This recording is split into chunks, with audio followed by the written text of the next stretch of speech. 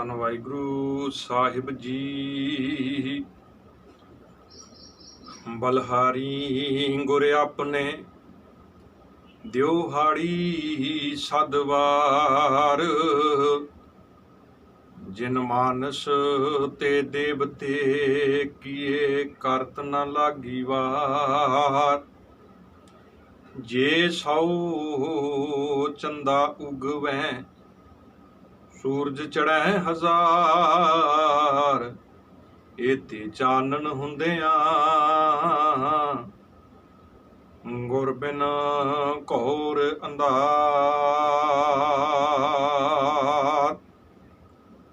ਸ੍ਰੀ ਹਰਿ ਕ੍ਰਿਸ਼ਨ ਧਿਆਈਐ, ਜਿਸ ਡਿਠੈ ਸਭ ਦੁਖ ਜਾਏ। ਸ੍ਰੀ ਹਰਿ ਕ੍ਰਿਸ਼ਨ ਧਿਆਈਐ, ਜਿਸ ਡਿਠੈ ਸਭ ਦੁਖ ਜਾਏ। ਸਤਿਗੁਰੂ ਸੱਚੇ ਪਾਤਸ਼ਾਹ ਜੀ ਦੀ ਪਾਵਨ ਸਾਜੀ ਨਵਾਜੀ ਸਾਧ ਸੰਗਤ, ਆਓ ਸਭ ਤੋਂ ਪਹਿਲਾਂ ਰਸਨਾ ਪਵਿੱਤਰ ਕਰੀਏ। ਕੋਈ ਵੀ ਰਸਨਾ ਬਾਂਝੀ ਨਾ ਰਹੇ, ਇੱਕੇ ਵਾਰ ਕਹਿਣ ਤੇ ਗੱਜ ਕੇ ਆਖਣਾ ਜੀ ਵਾਹਿਗੁਰੂ ਜੀ ਕਾ ਖਾਲਸਾ ਵਾਹਿਗੁਰੂ ਜੀ ਕੀ ਫਤਿਹ। ਸੋ ਸਾਧ ਸੰਗਤ, ਜਿਸ ਤਰ੍ਹਾਂ ਕਿ ਆਪ ਜੀ ਜਾਣਦੇ ਹੋ, ਅੱਜ 23 ਤਰੀਕ ਨੂੰ ਜੋ 8ਵੇਂ ਪਾਤਸ਼ਾਹ ਸਾਹਿਬ ਸ੍ਰੀ ਗੁਰੂ ਹਰਿਕ੍ਰਿਸ਼ਨ ਮਹਾਰਾਜ ਜੀ ਦਾ ਜਿਹੜਾ ਪੁਰਬ ਸਮੂਹ ਸਿੱਖ ਜਗਤ ਜਿਹੜੀ ਹੈ ਬੜੀ ਚਾਅ ਔਰ ਚੜ੍ਹਦੀ ਕਲਾ ਦੇ ਵਿੱਚ ਮਨਾ ਰਹੀ ਹੈ।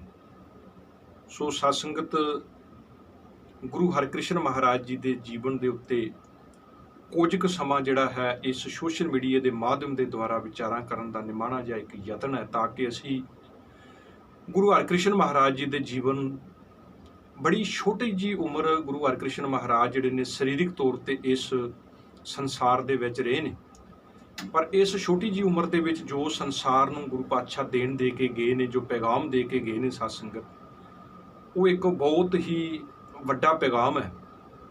ਸੋ ਹਰ ਰੋਜ਼ ਨਿੱਤਾ ਪ੍ਰਤੀ ਅਰਦਾਸ ਦੇ ਵਿੱਚ ਸਿੱਖ ਇਹ ਲਫ਼ਜ਼ ਦੁਹਰਾਉਂਦੇ ਆ, ਸ੍ਰੀ ਹਰਿ ਕ੍ਰਿਸ਼ਨ ਧਿਆਈਐ ਜਿਠੈ ਸਭ ਦੁਖ ਜਾਏ। ਸਾਧ ਸੰਗਤ, ਜਦੋਂ ਗੱਲ ਸਭ ਦੀ ਆ ਜਾਂਦੀ ਹੈ, ਸਭ, ਫਿਰ ਇਹਦਾ ਮਤਲਬ ਹੈ ਵੀ ਇਹਦੇ ਪਿੱਛੇ ਹੋਰ ਕੁਛ ਨਹੀਂ ਰਿਹਾ। ਕਿਉਂਕਿ ਜਿੱਥੇ ਗੱਲ ਬਹੁਤ ਦੀ ਹੈ, ਬਹੁਤ ਵੀ ਉਹਦੇ ਕੋਲ ਬਹੁਤ ਹੈ, ਜਾਂ ਕਿਤੇ ਲਫ਼ਜ਼ ਹੋ ਵੀ ਘਰ ਤੇ ਤੇਰਾ ਬਹੁਤ ਕੁਛ ਹੈ, ਇਹਦਾ ਮਤਲਬ ਹੈ ਬਹੁਤ ਦੀ ਇੱਕ ਲਿਮਿਟ ਹੈ, ਬਹੁਤ ਤੋਂ ਪਿੱਛੇ ਵੀ ਕੁਝ ਹੋ ਸਕਦਾ ਹੈ। ਪਰ ਜਿੱਥੇ ਲਫ਼ਜ਼ ਆ ਜਾਏ ਨਾ ਸਭ, ਸਭ ਤੋਂ ਭਾਵ ਹੈ ਵੀ ਇਸ ਤੋਂ ਪਿੱਛੇ ਹੋਰ ਕੁਛ ਨਹੀਂ। ਇਸੇ ਕਰਕੇ ਸਤਿਗੁਰੂ ਸੱਚੇ ਪਾਤਸ਼ਾਹ ਦੀ ਬਾਣੀ ਦੇ ਵਿੱਚ ਬੇਅੰਤ ਥਾਂ ਤੇ ਜ਼ਿਕਰ ਹੈ, ਘਰ ਤਾਂ ਤੇਰਾ ਸਭ ਕੁਛ ਹੈ। ਗੁਰੂ ਹਰਿਕ੍ਰਿਸ਼ਨ ਮਹਾਰਾਜ ਜੀ ਤੁਹਾਨੂੰ ਧਿਆਉਣ ਦੇ ਨਾਲ, ਤੁਹਾਨੂੰ ਸਿਮਰਨ ਦੇ ਨਾਲ, ਤੁਹਾਡੇ ਸਿਧਾਂਤਾਂ ਤੇ ਤੁਰਨ ਦੇ ਨਾਲ ਸਭ ਦੁੱਖ, ਜਿੰਨੇ ਵੀ ਸੰਸਾਰ ਦੇ ਦੁੱਖ ਨੇ ਨਾ, ਉਹ ਸਾਰੇ ਦੇ ਸਾਰੇ ਦੁੱਖ ਚਲੇ ਜਾਂਦੇ ਨੇ। ਸਤ ਸੰਗਤ, ਜਿਹੜੀ ਦੁੱਖ ਦੀ ਗੱਲ ਹੈ ਨਾ, ਗੁਰਬਾਣੀ ਦੇ ਵਿੱਚ ਸਤਿਗੁਰੂ ਜੀ ਨੇ ਜਿਹੜੇ ਦੁੱਖ ਮੰਨੇ ਨੇ, ਬੜੇ ਕਮਾਲ ਦਾ ਸ਼ਬਦ ਹੈ, ਦੁੱਖ ਵਿਛੋੜਾ, ਇੱਕ ਦੁੱਖ ਭੂਖ, ਇੱਕ ਦੁੱਖ ਸਖਤ ਵਾਰ ਜਮਦੂਤ, ਇੱਕ ਦੁੱਖ ਰੋਗ ਲੱਗਿਆ ਤਨ ਤਾਏ, ਵੈਦ ਨਾ ਭੋੜੈ ਦਾਰੂ ਡਾਏ। ਸੱਚਮੁੱਚ ਸਤ ਸੰਗਤ, ਦੁੱਖ ਵਿਛੋੜਾ, ਵਿਛੋੜੇ ਦਾ ਦੁੱਖ ਬਹੁਤ ਵੱਡਾ ਦੁੱਖ ਹੈ। ਤੁਸੀਂ ਨੋਟ ਕਰੋ, ਜਿਸ ਸਮਾਜ ਦੇ ਵਿੱਚ ਅਸੀਂ ਰਹਿੰਦੇ ਹਾਂ, ਜਦੋਂ ਅਸੀਂ ਏਅਰਪੋਰਟ ਤੇ, ਰੇਲਵੇ ਸਟੇਸ਼ਨ ਤੇ ਜਾਈਏ, ਤੇ ਬੜੇ ਤੁਹਾਨੂੰ ਇਹੋ ਜਿਹੇ ਕੇਸ ਮਿਲਣਗੇ ਬਈ ਜਿਹੜੇ ਲੋਕੀ ਸਾਲ 2-2 ਸਾਲ ਵਾਸਤੇ ਕਿਤੇ ਸਾਡੇ ਪਰਿਵਾਰਕ ਮੈਂਬਰ ਘਰੋਂ ਬਾਹਰ ਜਾਂਦੇ ਨੇ, ਤੇ ਉਹਨਾਂ ਦਾ ਕੋਈ ਬਹੁਤ ਵੱਡਾ ਵਿਛੋੜਾ ਨਹੀਂ ਹੈ, ਕੇਵਲ 1-2 ਸਾਲ ਦਾ ਵਿਛੋੜਾ ਹੈ। ਪਰ ਸੰਸਾਰ ਦੇ ਵਿੱਚ 2 ਸਾਲ ਦਾ ਵਿਛੋੜਾ ਵੀ ਨਹੀਂ ਜਰਿਆ ਜਾਂਦਾ, ਔਰ ਬੜੀ ਦੁਨੀਆ ਏਅਰਪੋਰਟਾਂ ਤੇ ਭੁੱਬਾਂ ਮਾਰ ਮਾਰ ਕੇ ਰੋਂਦੀ ਹੈ, ਕਿਉਂਕਿ ਵਿਛੋੜਾ ਇੱਕ ਬਹੁਤ ਵੱਡਾ ਦੁੱਖ ਹੈ।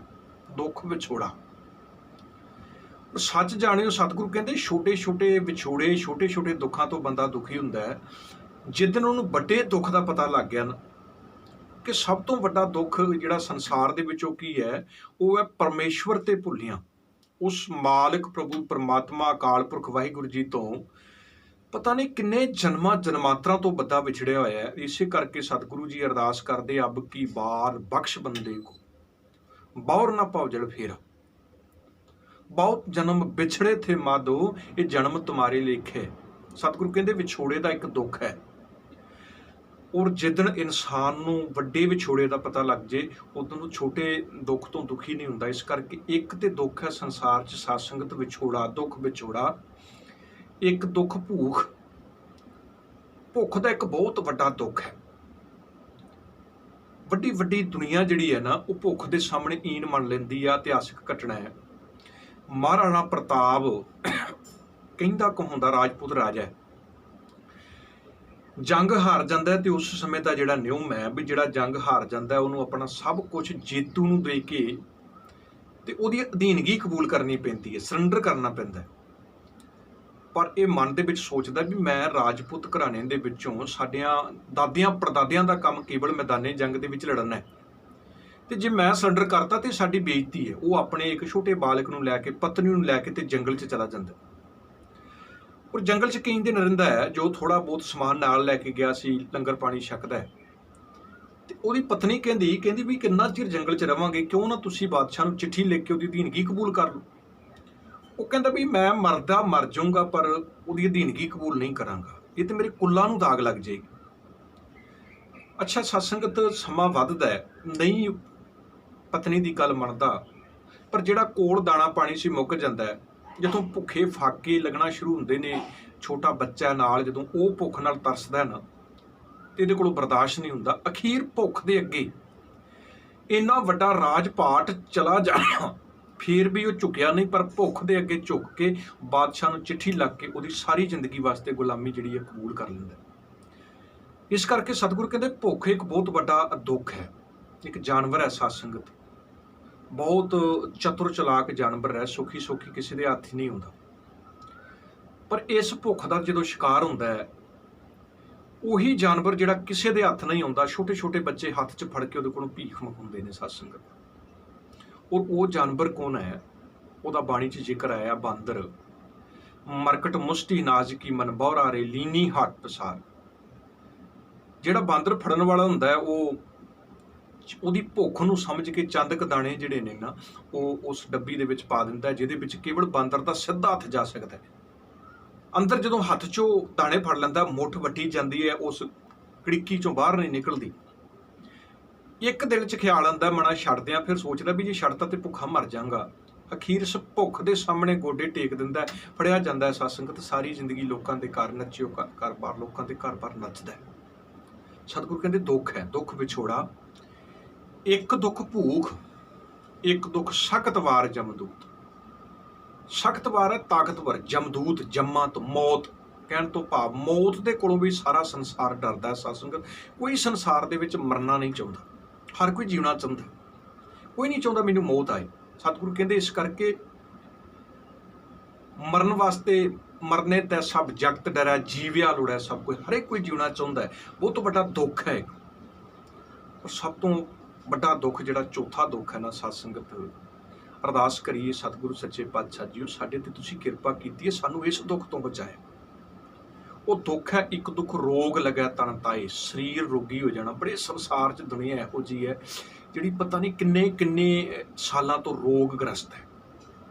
ਹਸਪੀਟਲਾਂ ਤੇ ਚਲੇ ਜਾਓ, ਕਈਆਂ ਨੂੰ ਹਫ਼ਤੇ 'ਚ 2-2 ਵਾਰ ਡਾਇਲਸਿਸ, ਕੈਂਸਰ ਪੀਰੀਅਡ, ਪਤਾ ਨਹੀਂ ਕੈਸੀਆਂ ਭਿਆਨਕ ਬਿਮਾਰੀਆਂ, ਕਿਸੇ ਦੀ ਹੱਥ ਨਹੀਂ ਬਾਂਹ ਨਹੀਂ। ਇਹ ਅਰਦਾਸ ਕਰਿਆ ਕਰੋ, ਸਤਿਗੁਰੂ ਜੀ ਇਹ ਮੇਰੇ ਤੇ ਕਿਰਪਾ ਕੀਤੀ, ਇਹ ਦਾਤ ਜਿਹੜੀ ਦਿੱਤੀ ਹੈ, ਕੀਤਿਆਂ ਦੁੱਖ ਭੂਖ ਸੱਦ ਮਾਰ, ਇਹ ਪੇ ਦਾਤ ਤੇਰੀ ਦਾਤਾਰ। ਏਡੀ ਵੱਡੀ ਦਾਤ ਦਿੱਤੀ ਹੈ ਸਾਨੂੰ, ਸੁੰਦਰ ਤੁਸੀਂ ਸਰੀਰ ਦਿੱਤਾ ਹੈ, ਇਹ ਦਾਤ ਹੈ ਤੁਹਾਡੀ। ਸਤਿਗੁਰੂ ਕਹਿੰਦੇ ਇਸ ਕਰਕੇ ਸਰੀਰਕ ਰੋਗ ਇੱਕ ਬਹੁਤ ਵੱਡਾ ਦੁੱਖ ਹੈ। ਤੇ ਸਤਿਗੁਰੂ ਜੀ ਅੱਗੇ ਅਰਦਾਸ ਕਰਿਆ ਕਰ, ਸਤਿਗੁਰੂ ਜੀ ਗੁਰਸੇਵਾ ਤੇ ਭਗਤ ਕਮਾਈ ਤਾਬੇ ਮਾਨਸ ਦੇਹੀ ਪਾਈ। ਇੰਨਾ ਵਧੀਆ ਮੈਨੂੰ ਸਰੀਰ ਦਿੱਤਾ, ਤੇਰਾ ਘੁਟਾਨ ਕੋਟ ਲੱਖ ਲੱਖ ਧੰਨਵਾਦ ਸ਼ੁਕਰ ਹੈ। ਸਤਿਗੁਰੂ ਕਹਿੰਦੇ 4 ਦੁੱਖ ਨੇ, ਪਰ ਇੱਕ ਗੱਲ ਚੇਤੇ ਰੱਖਿਓ, ਸ੍ਰੀ ਹਰਿ ਕ੍ਰਿਸ਼ਨ ਤੇ ਆਈ ਹੈ ਜਿਸ ਡਿਠੇ ਸਭ ਦੁੱਖ ਜਾਏ। ਜਿਹੜਾ ਸ੍ਰੀ ਹਰਿ ਕ੍ਰਿਸ਼ਨ ਮਹਾਰਾਜ ਨੂੰ ਧਿਆਉਂਦਾ ਹੈ, ਜਪਦਾ ਹੈ, ਉਹਦੇ ਸਾਰੇ ਦੁੱਖ ਹੀ ਖਤਮ। ਕੋਈ ਰਹਿ ਨਹੀਂ ਜਾਂਦਾ ਵੀ ਸੰਸਾਰ ਦਾ। ਹੁਣ ਧਿਆਣਾ ਇਹ ਨਹੀਂ ਵੀ ਗੁਰੂ ਹਰਿਕ੍ਰਿਸ਼ਨ ਮਹਾਰਾਜ ਜੀ ਦਾ ਨਾਮ ਲਈ ਜਾਣਾ, ਨਹੀਂ। ਜਿਹੜੇ ਸਿਧਾਂਤ, ਜਿਹੜੇ ਪੂਰਨੇ ਇਸ ਸੰਸਾਰ ਨੂੰ ਗੁਰੂ ਹਰਿਕ੍ਰਿਸ਼ਨ ਮਹਾਰਾਜ ਜੀ ਦੇ ਕੇ ਗਏ ਨੇ ਨਾ, ਉਹਨਾਂ ਪੂਰਨਿਆਂ ਤੇ ਤੁਰਨਾ ਗੁਰੂ ਹਰਿਕ੍ਰਿਸ਼ਨ ਮਹਾਰਾਜ ਨੂੰ ਧਿਆਣਾ। ਉਹ ਗੁਰੂ ਹਰਿਕ੍ਰਿਸ਼ਨ ਮਹਾਰਾਜ ਜਿਨ੍ਹਾਂ ਦਾ ਪਾਵਨ ਪ੍ਰਕਾਸ਼ ਜਿਹੜਾ ਹੈ ਪਿਤਾ ਗੁਰੂ ਹਰਿ ਰਾਏ ਸਾਹਿਬ ਮਹਾਰਾਜ ਦੇ ਗ੍ਰਹਿ ਵਿਖੇ ਮਾਤਾ ਕ੍ਰਿਸ਼ਨ ਕੌਰ ਦੀ ਕੁੱਖ ਦੇ ਵਿੱਚ ਸਤਸੰਗਤ 1656 ਦੇ ਵਿੱਚ ਹੁੰਦਾ ਹੈ ਕਿਰਤਪੁਰ ਸਾਹਿਬ ਦੀ ਧਰਤੀ ਤੇ। ਔਰ 1661 ਦੇ ਵਿੱਚ 5 ਸਾਲ ਦੀ ਉਮਰ ਦੇ ਵਿੱਚ ਉਹ ਗੁਰਤਾ ਗੱਦੀ ਤੇ ਬਹਿੰਦੇ ਨੇ। ਉਹ ਗੁਰਤਾ ਗੱਦੀ ਤੇ ਬਹਿੰਦੇ ਹੀ ਲੋਕਾਂ ਦੇ ਮਨਾਂ 'ਚ ਇੱਕ ਭੁਲੇਖਾ ਸੀ ਸਤਸੰਗਤ ਕਿ ਇਹ ਨਹੀਂ ਹੋ ਸਕਦਾ ਵੀ ਇੱਕ 5 ਸਾਲ ਦਾ ਬੱਚਾ, ਉਹ ਦੁਨੀਆ ਭੁਲੇਖੇ 'ਚ ਰਹੀ ਵੀ ਕਿੱਦਾਂ ਹੋ ਸਕਦਾ ਇੱਕ 5 ਸਾਲ ਦਾ ਬੱਚਾ ਗੁਰੂ ਹੋਵੇ। 5 ਸਾਲ ਦਾ ਬੱਚਾ, ਕਿਉਂਕਿ ਇਸ ਤੋਂ ਪਹਿਲਾਂ ਛੋਟੀ ਉਮਰ ਦੇ ਸ਼ਹੀਦ ਹੋਏ ਨੇ। ਛੋਟੀ ਉਮਰ ਦੇ ਸ਼ਹੀਦ ਭਾਈ ਤਾਰੂ ਪੋਪਟ ਵਰਗੇ ਹੋਏ ਸੀ। ਛੋਟੀ ਉਮਰ ਦੇ ਗੁਰੂਆਂ ਦੇ ਬੱਚੇ ਹੋਏ ਨੇ, ਗੁਰੂਆਂ ਦੇ ਭਰਾ ਹੋਏ ਨੇ, ਪਰ ਅੱਜ ਤੱਕ ਛੋਟੀ ਉਮਰ ਦਾ ਕੋਈ ਬੱਚਾ ਗੁਰੂ ਨਹੀਂ ਸੀ ਹੋਇਆ। ਇਹ ਪਹਿਲੀ ਵਾਰ ਹੋਇਆ। ਔਰ ਦੁਨੀਆ ਇੱਕ ਭੁਲੇਖੇ ਦੇ ਵਿੱਚ ਸੀ। ਭੁਲੇਖਾ ਹੀ ਸੀ ਸਤਸੰਗਤ, ਕਿਤੇ ਪੰਜੋਖੜੇ ਦੇ ਵਿੱਚ ਲੋਕਾਂ ਨੂੰ ਭੁਲੇਖਾ ਹੋਇਆ ਵੀ ਇਹ ਗੁਰੂ ਨਹੀਂ ਹੋ ਸਕਦਾ। ਜਦੋਂ ਦਿੱਲੀ ਦੇ ਵਿੱਚ ਗਏ, ਰਾਜੇ ਦੀ ਪਤਨੀ ਨੂੰ ਭੁਲੇਖਾ ਹੋਇਆ ਗੁਰੂ ਨਹੀਂ ਹੋ ਸਕਦਾ। ਗੋਲੀਆਂ ਦੇ ਕੱਪੜੇ ਉਹਨੇ ਪਾ ਲਏ, ਉਹ ਰੰਗਜੇਬ ਮਿਲਣ ਵਾਸਤੇ ਆਇਆ, ਉਹ ਖਿਡੌਣੇ ਲੈ ਕੇ ਆਇਆ ਵੀ ਇਹ ਗੁਰੂ ਨਹੀਂ ਹੋ ਸਕਦਾ, ਉਮਰ ਛੋਟੀ। ਪਰ ਉਹਨੂੰ ਨਹੀਂ ਪਤਾ ਵੀ ਜਿਸ ਮੰਜ਼ਿਲ ਦਾ ਪਾਂਧੀ ਗੁਰੂ ਹਰਿਕ੍ਰਿਸ਼ਨ ਮਹਾਰਾਜ ਨੇ, ਉਸ ਮੰਜ਼ਿਲ ਦੇ ਵਿੱਚ ਗੁਰੂ ਸਾਹਿਬ ਮਹਾਰਾਜ ਨੇ ਬਹੁਤ ਸਮਾਂ ਪਹਿਲਾਂ ਬਾਣੀ 'ਚ ਲਿਖਤਾ, ਰਾਮ ਜਪੋ ਜੀ ਐਸੇ ਐਸੇ, ਧਰੂ ਪ੍ਰਹਿਲਾਦ ਜਪਿਓ ਹਰ ਜੈਸੇ। ਇੱਥੇ ਤੇ ਸਤਸੰਗਤ ਜੇ ਧਰਮ ਦੀ ਦੁਨੀਆ 'ਚ ਆਣਾ ਨਾ, ਤੇ ਧਰੂ ਪ੍ਰਹਿਲਾਦ ਦੋਨੋਂ ਬੱਚੇ ਨੇ, 5 ਔਰ 6 ਸਾਲ ਦੇ ਬੱਚੇ ਨੇ। ਇਹਨਾਂ ਦੇ ਕੋਲ ਧਰਮ ਦਾ ਸੰਬੰਧ ਉਮਰ ਨਾਲ ਨਹੀਂ ਹੈ। ਇਹ ਨਹੀਂ ਹੈ ਵੀ ਕਿਸੇ ਦੀ ਉਮਰ ਜ਼ਿਆਦਾ, ਉਹਦਾ ਦਾੜਾ ਚਿੱਟਾ ਤੇ ਉਹ ਬਹੁਤ ਵੱਡਾ ਧਰਮੀ ਹੈ, ਕਿਸੇ ਦਾ ਬਹੁਤ ਵਧੀਆ ਲਿਬਾਸ ਉਹ ਧਰਮੀ ਹੈ। ਨਹੀਂ ਸਤਸੰਗਤ, ਇੱਥੇ ਗੱਲ ਸੁਰਤ ਦੀ ਹੈ। ਗੁਰੂ ਸਾਹਿਬ ਮਹਾਰਾਜ ਜਦੋਂ ਗੱਦੀ ਤੇ ਬਹਿੰਦੇ ਨੇ ਦਿੱਲੀ ਦੇ ਵਿੱਚ, ਕਿਉਂਕਿ ਇਸ ਤੋਂ ਪਹਿਲਾਂ ਜਿਹੜਾ ਗੁਰੂ ਹਰਗੋਬਿੰਦ ਸਾਹਿਬ ਮਹਾਰਾਜ ਦੀ ਜਹਾਂਗੀਰ ਦੇ ਨਾਲ ਕੁਝ ਸਮਾਂ ਜਿਹੜੀ ਹੈ ਬੰਤਰ ਰਹਿੰਦੀ ਹੈ। ਹਰਗੋਬਿੰਦ ਸਾਹਿਬ ਮਹਾਰਾਜ ਤੋਂ ਬਾਅਦ ਜਹਾਂਗੀਰ ਦੀ ਜਦੋਂ ਮੌਤ ਹੁੰਦੀ ਹੈ ਤੇ ਦਿੱਲੀ ਦੇ ਤਖਤ 'ਚ ਔਰੰਗਜ਼ੇਬ ਬਹਿੰਦਾ, ਸ਼ਾਹਜਹਾਨ ਬਹਿੰਦਾ, ਉਸ ਵਕਤ ਤੋਂ ਹੀ ਗੁਰੂ ਘਰ ਦੇ ਵਿੱਚ ਅਣਬਣ ਸ਼ੁਰੂ ਹੋ ਜਾਂਦੀ। ਔਰ 3-4 ਹਮਲੇ ਤੇ ਉਹਨੇ ਗੁਰੂ ਹਰਿਰਾਏ ਸਾਹਿਬ ਮਹਾਰਾਜ ਦੇ ਉੱਤੇ ਕਰਾਏ, ਪਰ ਕੁਦਰਤੀ ਵਿੱਚ ਉਹ ਉੱਥੇ ਕਾਮਯਾਬ ਨਾ ਹੋ ਸਕੇ। ਅਖੀਰ ਸਤਸੰਗਤ ਨੇ ਦਿੱਲੀ ਦੇ ਵਿੱਚੋਂ ਆਪਣੇ ਇੱਕ ਅਹਿਲਕਾਰ ਦਿਆਲ, ਰਾਜਾ ਦਿਆਲ ਨੂੰ ਭੇਜਿਆ ਵੀ ਤੁਸੀਂ ਗੁਰੂ ਹਰਗੋਬਿੰਦ ਸਾਹਿਬ ਨੂੰ ਕਹੋ ਵੀ ਸਾਨੂੰ ਦਿੱਲੀ ਆ ਕੇ ਮਿਲ। ਸੰਗਤ ਨੇ ਬੇਨਤੀ ਕੀਤੀ ਵੀ ਮਹਾਰਾਜ ਬੇਈਮਾਨ ਲੋਕੀ ਨੇ, ਦਿੱਲੀ ਨਹੀਂ ਤੁਸੀਂ ਜਾਣਾ। ਅਖੀਰ ਸਤਿਗੁਰੂ ਜੀ ਨੇ ਆਪਣੀ ਥਾਂ ਤੇ ਆਪਣੇ ਬੇਟੇ ਬਾਬਾ ਰਾਮ ਰਾਏ ਨੂੰ ਭੇਜਿਆ, ਔਰ ਉਹ ਰਾਮ ਰਾਏ ਦਿੱਲੀ ਦੇ ਵਿੱਚ ਜਾਂਦੇ ਨੇ। ਅੱਜ ਵੀ ਜਦੋਂ ਦਿੱਲੀ ਤੁਸੀਂ ਐਂਟਰ ਕਰੋ, ਮਜਨੂ ਕਾ ਟਿੱਲਾ ਇੱਕ ਗੁਰੂ ਘਰ ਹੈ, ਜਿੱਥੇ ਮਜਨੂ ਨਾਮ ਦਾ, ਟਿੱਲਾ ਕਹਿੰਦੇ ਨੇ ਖੂਹ ਨੂੰ, ਮਜਨੂ ਨਾਮ ਦਾ ਇੱਕ ਫਕੀਰ ਉੱਥੇ ਰਹਿੰਦਾ ਸੀ। ਤੇ ਜਦੋਂ ਗੁਰੂ ਨਾਨਕ ਸਾਹਿਬ ਮਹਾਰਾਜ ਪਹਿਲੀ ਵਾਰ ਉੱਥੇ ਗਏ ਨਾ, ਤੇ ਗੁਰੂ ਸਾਹਿਬ ਜੀ ਉਹਦੇ ਨਾਲ ਮੁਲਾਕਾਤ ਹੋਈ। ਉਸ ਤੋਂ ਬਾਅਦ ਉਹ ਹੋਂਦ ਸਥਾਨ ਆਇਆ ਸੀ। ਇਸ ਮਜਨੂ ਕੇ ਟਿੱਲੇ ਦੇ ਵਿੱਚ ਗੁਰੂ ਹਰਿਰਾਏ ਸਾਹਿਬ ਦੇ ਬੇਟੇ ਬਾਬਾ ਰਾਮ ਰਾਏ, ਜੋ ਗੁਰੂ ਹਰਿਕ੍ਰਿਸ਼ਨ ਮਹਾਰਾਜ ਤੋਂ 11 ਸਾਲ ਉਮਰ 'ਚੋਂ ਵੱਡੇ ਸੀ, ਉਹਨਾਂ ਦਾ ਠਹਿਰਾਓ ਦਾ ਬੰਦੋਬਸਤ ਕੀਤਾ, ਚੰਗੀ ਆਓ ਭਾਵ ਕੀਤੀ। ਕੁਝ ਦਿਨ ਰਹਿਣ ਤੋਂ ਬਾਅਦ ਜਦੋਂ ਜ਼ਿਆਦਾ ਸਤਿਕਾਰ ਹੋਣ ਲੱਗਾ ਨਾ, ਤੇ ਸਤਸੰਗਤ ਕਈ ਵਾਰ ਬੰਦੇ ਦੇ ਮਨ 'ਚ ਵੀ ਆ ਜਾਂਦਾ ਵੀ ਪਤਾ ਨਹੀਂ ਇਹ ਮੇਰੀ ਵਿਰਵਤਾ ਹੈ। ਬੰਦਾ ਭੁੱਲ ਹੀ ਜਾਂਦਾ ਵੀ ਸੰਸਾਰ ਦੇ ਵਿੱਚ ਸਾਡੀ ਸ਼ਾਨੋ ਸ਼ੌਕਤ ਜਿਹੜੀ ਹੈ, ਸਾਨੂੰ ਇੱਜ਼ਤ ਮਾਣ ਦਿਲਾਉਣ ਵਾਲਾ ਗੁਰੂ ਹੈ। ਉਹਦੇ ਮਨ 'ਚ ਵੀ ਹੋ ਗਈ ਵੀ ਸਾਰੇ ਪਾਸੇ ਜੈ ਜੈਕਾਰ ਮੇਰੀ ਹੋ ਰਹੀ ਹੈ। ਔਰ ਉਸ ਹੰਕਾਰ ਦੇ ਵਿੱਚ ਆ ਕੇ ਕਾਜ਼ੀਆਂ ਮੌਲਾਨਿਆਂ ਦੇ ਕਹਿਣ ਦੇ ਉੱਤੇ ਇੱਕ ਸਵਾਲ ਜਿਹੜਾ ਸੀ ਨਾ, ਉਹਦੇ ਸਾਹਮਣੇ ਰੱਖਿਆ ਗਿਆ। ਬਾਣੀ ਦਾ ਸ਼ਬਦ ਹੈ, ਮਿੱਟੀ ਮੁਸਲਮਾਨ ਕੀ ਪੀੜੇ ਪਈ ਘੁਮਿਆਰ ਸੀ। ਸਾਰੇ ਸੁਣਿਆ ਇਹਦੇ ਅਰਥ ਵੀ ਦੁਨੀਆ ਦੇ ਮਨ 'ਚ ਜਿਹੜਾ ਭੁਲੇਖਾ ਸੀ ਵੀ ਮੁਸਲਮਾਨਾਂ ਦੇ ਮਰਨ ਤੋਂ ਬਾਅਦ ਅਸੀਂ ਇਸ ਕਰਕੇ ਦੱਬਦੇ ਹਾਂ ਵੀ ਕਿਆਮਤ ਵਾਲੇ ਦਿਨੇ ਬਾਹਰ ਨਿਕਲਣਗੇ ਔਰ ਇੱਕ ਦੂਜੇ ਦੀ ਗਵਾਹੀ ਦੇਣਗੇ। ਉਹ ਗੁਰੂ ਸਾਹਿਬ ਨੇ ਕਿਤੇ ਕਿਸੇ ਧਰਮ ਤੇ ਕਿੰਤੂ ਨਹੀਂ, ਬਲਕਿ ਉਹਨਾਂ ਦਾ ਭੁਲੇਖਾ ਕੱਢਿਆ ਵੀ ਇਹ ਤੁਹਾਡੇ ਮਨ ਦੇ ਵਿੱਚ ਇੱਕ ਭੁਲੇਖਾ ਹੈ, ਤੁਸੀਂ ਤਾਂ ਕੀ ਤੁਹਾਡੀ ਮਿੱਟੀ ਵੀ ਸੜਦੀ ਹੈ। ਇੱਕ ਭੁਲੇਖਾ ਸੀ। ਔਰ ਬਾਦਸ਼ਾਹ ਦੇ ਪ੍ਰਭਾਵ ਥੱਲੇ ਆ ਕੇ ਉਹਨੇ ਬਾਣੀ ਦੀ ਪੰਕਤੀ ਬਦਲਤੀ। ਉਹਨੇ ਕਿਹਾ ਨਹੀਂ, ਇਹ ਤੇ ਗਲਤ ਲਈ, ਇਹ ਤੇ ਲਿਖਾਰੀ ਦੀ ਗਲਤੀ ਹੈ। ਪੰਕਤੀ ਦਰਅਸਲ ਸੀ ਮਿੱਟੀ ਮੁਸਲਮਾਨ ਕੀ ਨਹੀਂ, ਮਿੱਟੀ ਬੇਈਮਾਨ ਕੀ। ਔਰ ਸਤਿਗੁਰੂ ਜੀ ਨੂੰ ਜਦੋਂ ਪਤਾ ਲੱਗਾ ਤੇ ਸਾਹਿਬ ਨੇ ਕਿਹਾ ਵੇਖੋ ਹੋਰ ਸਭ ਕੁਝ ਬਰਦਾਸ਼ਤ ਕੀਤਾ ਜਾ ਸਕਦਾ, ਪਰ ਗੁਰਬਾਣੀ ਦੇ ਨਾਲ ਧਰੋ। ਗੁਰਬਾਣੀ ਦੇ ਵਿੱਚ, ਕਿਉਂਕਿ ਇਹ ਮੇਰੀ ਬਾਣੀ ਨਹੀਂ, ਗੁਰੂ ਨਾਨਕ ਦੀ ਨਹੀਂ ਹੈ। ਇਹ ਤੇ ਹਰ ਕਰਤਾ ਆਪ ਮੂੰਹ ਕਢਾਏ ਰੱਬ ਦੀ ਬਾਣੀ ਹੈ। ਜੈਸੀ ਮੈਂ ਆਵੈ ਖਸਮ ਕੀ ਬਾਣੀ, ਤੈਸਰਾ ਕਰੀ ਗਿਆਨ ਵੇ ਲਾਲੋ।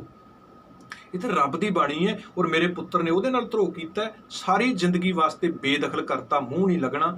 ਅਖੀਰ ਰਾਮ ਰਾਏ ਦੇ ਆਪਣੇ ਚੇਲਿਆਂ ਨੇ ਮਿੱਟੀ ਦਾ ਤੇਲ ਪਾ ਕੇ ਜਿਉਂਦਿਆਂ ਸਾੜ ਕੇ ਮਾਰਿਆ ਸੀ। ਰਾਮ ਰਾਏ ਨੂੰ ਜਦੋਂ ਪਿਤਾ ਨੇ ਬੇਦਖਲ ਕਰਤਾ ਤੇ ਅਖੀਰ ਸਤਸੰਗਤੋਂ ਨੇ ਗੱਦੀ ਵੀ ਗੁਰੂ ਹਰਿਕ੍ਰਿਸ਼ਨ ਮਹਾਰਾਜ ਕੋਲ ਆ ਗਈ। ਦਿੱਲੀ ਦੇ ਰਾਜੇ ਦੇ ਕੰਨ ਭਰੇ ਆਖਰ ਔਰੰਗਜ਼ੇਬ ਨੇ ਮਿਰਜ਼ਾ ਰਾਜਾ ਜੈ ਸਿੰਘ ਨੂੰ ਭੇਜਿਆ। ਗੁਰੂ ਘਰ ਦਾ ਸ਼ਰਧਾਲੂ ਵੀ ਸੀ। ਬੇਨਤੀਆਂ ਕੀਤੀਆਂ, ਉਹਦੀ ਬੇਨਤੀ ਨੂੰ ਮੰਨ ਕੇ ਗੁਰੂ ਹਰਕ੍ਰਿਸ਼ਨ ਮਹਾਰਾਜ ਆਪ ਦਿੱਲੀ ਗਏ, ਨਾਲ ਫੈਸਲਾ ਇੱਕ ਕਰਤਾ ਵੀ ਅਸੀਂ ਬਾਦਸ਼ਾਹ ਦੇ ਮੂੰਹ ਨਹੀਂ ਲੱਗਣਾ। ਜਦੋਂ ਦਿੱਲੀ ਪਹੁੰਚੇ ਸਾਧ ਸੰਗਤ, ਰਾਜਾ ਜੈ ਸਿੰਘ ਨੇ ਆਪਣੇ ਬੰਗਲੇ 'ਚ ਠਹਿਰਾਇਆ, ਔਰ ਇਹੀ ਕਾਰਨ ਹੈ। ਦੁਨੀਆ ਦੇ ਵਿੱਚ ਬਹੁਤ ਵੱਡੇ ਵੱਡੇ ਬੰਗਲੇ ਨੇ ਸਾਧ ਸੰਗਤ। ਅਮਿਤਾਭ ਬੱਚਨ ਨੂੰ ਕਰੋਨਾ ਹੋਇਆ ਤੇ ਉਹਦਾ ਬੰਗਲਾ ਵਾਰ-ਵਾਰ ਟੈਲੀਵਿਜ਼ਨ ਤੇ ਦੱਸਦੇ ਨੇ। ਦੁਨੀਆ ਦੇ ਜਦੋਂ ਵੱਡੇ 10 ਬੰਗਲਿਆਂ ਦੀ ਗੱਲ ਆਵੇ ਤੇ ਉਹਦੇ ਬੰਗਲੇ ਦਾ ਵੀ ਜ਼ਿਕਰ ਆਉਂਦਾ, ਜਲਸਾ, ਬਹੁਤ ਵੱਡਾ ਬੰਗਲਾ। ਦੁਨੀਆ ਦੇ ਵੱਡੇ ਵੱਡੇ ਬੰਗਲੇ, ਪਰ ਅੱਜ ਤੱਕ ਕਿਸੇ ਬੰਗਲੇ ਦੇ ਨਾਲ ਲਫ਼ਜ਼ ਬੰਗਲਾ ਸਾਹਿਬ ਨਹੀਂ ਲੱਗਾ। ਇਹ ਇੱਕ ਮੇਰੇ ਗੁਰੂ ਦੀ ਵਡਿਆਈ ਹੈ ਵੀ ਜਿਹੜੀ ਚੀਜ਼ ਗੁਰੂ ਦੇ ਨਾਲ ਛੋਹ ਜਾਂਦੀ ਹੈ ਨਾ, ਉਹ ਸਾਹਿਬ ਬਣ ਜਾਂਦੀ ਹੈ। ਦੁਨੀਆ ਦੇ ਰਾਜਿਆਂ ਦੇ ਸਿਰ ਦੇ ਉੱਤੇ ਛਤਰ ਝੁਲਦੇ ਨੇ, ਪਰ ਅੱਜ ਤੱਕ ਕਿਸੇ ਦੇ ਛਤਰ ਨੂੰ ਚੰਦੋਆ ਸਾਹਿਬ ਨਹੀਂ ਕਿਹਾ ਗਿਆ। ਚੰਦੋਏ ਹੋ ਸਕਦੇ, ਉਹਨਾਂ ਦੇ ਸਿਰ ਤੇ ਚੋਰ ਝੁਲਦੇ ਨੇ, ਸਦੀਆਂ ਤੋਂ ਝੁਲਦੇ ਆਏ ਨੇ, ਪਰ ਕਿਸੇ ਚੋਰ ਨੂੰ ਚੋਰ ਸਾਹਿਬ ਨਹੀਂ ਕਿਹਾ। ਇਹ ਗੁਰੂ ਦਾ ਦਰ ਹੈ।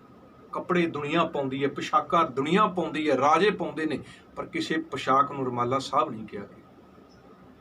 ਜਿਹੜੀ ਚੀਜ਼ ਗੁਰੂ ਦੇ ਨਾਲ ਲੱਗ ਜੇ ਨਾ, ਉਹ ਸਾਹਿਬ ਬਣ ਜਾਂਦੀ ਹੈ। ਔਰ ਇਸੇ ਤਰ੍ਹਾਂ ਬੰਗਲੇ ਦੁਨੀਆ ਦੇ ਨੇ, ਪਰ ਜੇ ਦੁਨੀਆ ਦੇ ਵਿੱਚ ਕੋਈ ਬੰਗਲਾ ਸਾਹਿਬ ਹੈ ਤੇ ਇੱਕੋ ਹੀ ਇੱਕ ਆ, ਉਸ ਰਾਜਾ ਜੈ ਸਿੰਘ ਦਾ ਘਰ ਬੰਗਲਾ ਸਾਹਿਬ ਹੈ, ਜਿਹਨੂੰ ਅੱਜ ਤੱਕ ਦੁਨੀਆ ਬੰਗਲਾ ਸਾਹਿਬ ਕਰਕੇ ਚੇਤੇ ਕਰਦੀ ਹੈ।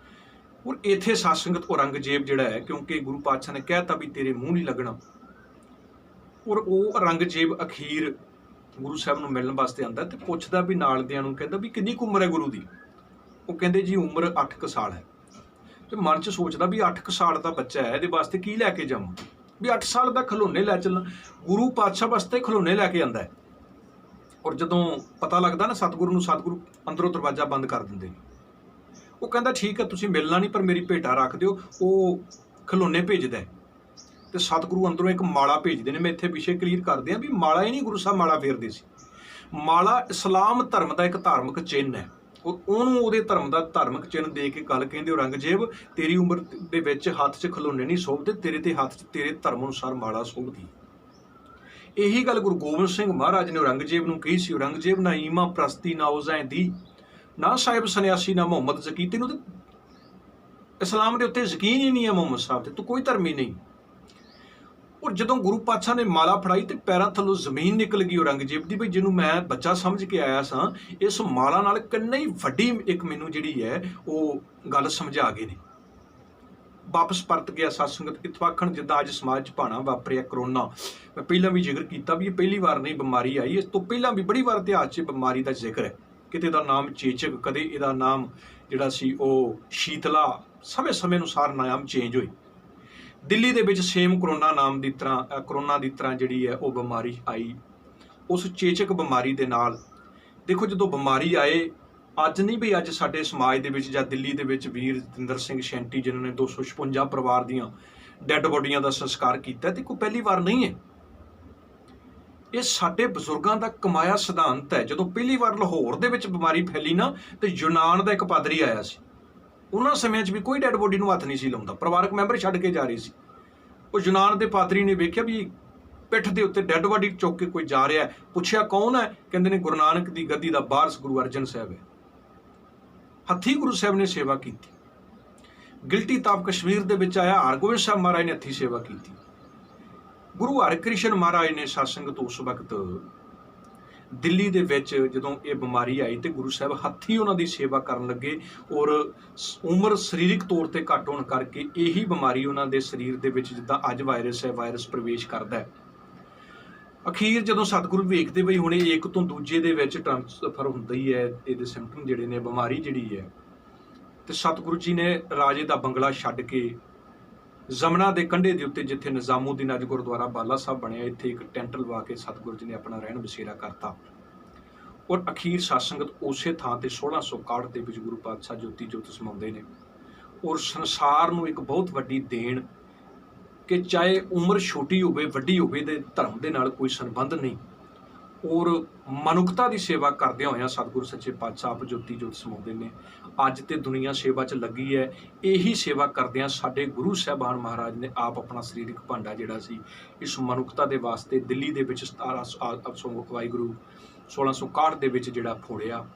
ਤੇ ਉਸ ਗੁਰੂ ਦਾ ਅੱਜ ਪਾਵਨ ਦਿਹਾੜਾ ਸਮੂਹ ਸਿੱਖ ਜਗਤ ਮੂਲ ਨਾਨਕ ਸਾਈ ਕੈਲੰਡਰ 2003 ਮੁਤਾਬਕ ਜਿਹੜੀ ਹੈ ਉਹ ਇੰਨੇ ਵੱਡੇ ਪੱਧਰ ਤੇ ਨਹੀਂ, ਕਰੋਨਾ ਕਰਕੇ ਆਪਣੇ ਘਰਾਂ ਦੇ ਵਿੱਚ ਬਹਿ ਕੇ ਬਣਾ ਰਹੀ ਹੈ। ਸਤਿਗੁਰੂ ਕਿਰਪਾ ਕਰੇ। ਸਤ ਸੰਗਤ ਇੱਕ ਵਾਰ ਫੇਰ ਗੁਰੂ ਹਰਿਕ੍ਰਿਸ਼ਨ ਮਹਾਰਾਜ ਜੀ ਦੇ ਚਰਨਾਂ ਦੇ ਵਿੱਚ ਅਰਦਾਸ ਹੈ, ਸਤਿਗੁਰੂ ਜੀ ਅੱਜ ਫੇਰ ਸੰਸਾਰ ਉਸ ਮਹਾਮਾਰੀ ਤੋਂ ਜੂਝ ਰਿਹਾ, ਕਰੋ ਕਿਰਪਾ, ਅੱਜ ਫੇਰ ਇਸ ਸੰਸਾਰ ਦੀ ਜਿਹੜੀ ਹੈ ਤੁਸੀਂ ਲਾਜ ਰੱਖੋ, ਇਸ ਸੰਸਾਰ ਨੂੰ ਫੇਰ ਇਸ ਭਿਆਨਕ ਬਿਮਾਰੀ ਤੋਂ ਤੁਸੀਂ ਬਚਾਓ। ਸੋ ਗੁਰੂ ਕਿਰਪਾ ਕਰੇ ਇਤਨੀਆਂ ਵਿਚਾਰਾਂ ਪ੍ਰਵਾਨ, ਭੁੱਲ ਗਲਤੀ ਦੀ ਖਿਮਾ ਦਿਓ ਸੀਸ। ਆਖੋ ਜੀ ਵਾਹਿਗੁਰੂ ਜੀ ਕਾ ਖਾਲਸਾ, ਵਾਹਿਗੁਰੂ ਜੀ